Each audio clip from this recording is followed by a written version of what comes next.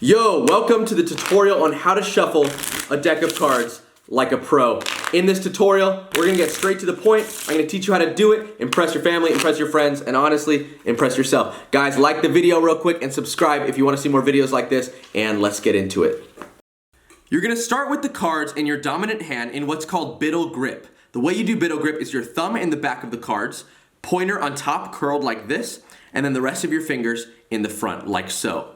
From here, you're gonna turn the deck sideways, okay? And with your thumb, you're gonna kind of go through the cards like this, almost as if you're flipping through a storybook, okay? So like this with your thumb, and you're gonna have your other hand to receive half the cards. So you stop halfway, and then just mirror it. So then you go the same with your other hand, like so. You can keep your pointer fingers curled like this, or sometimes I like to extend my pointer fingers like this.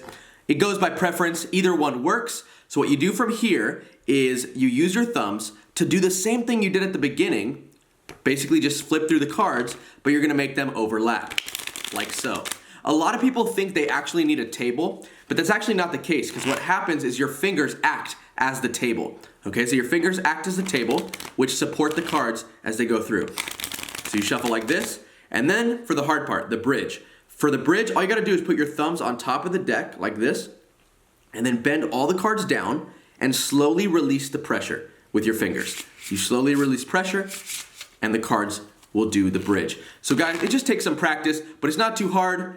Just go through the cards like this, thumbs here, bend the cards down, release pressure, and that is how you shuffle a deck of cards like a pro. Well, hope you enjoyed that tutorial. Let me know in the comments what you want to learn next, and like I said, make sure to like and subscribe for more videos like this, and yeah, I'll see you tomorrow, because I post daily. Yeah, I don't know what to say here. I'm new at YouTube, so sometimes I don't know what to say, but bye!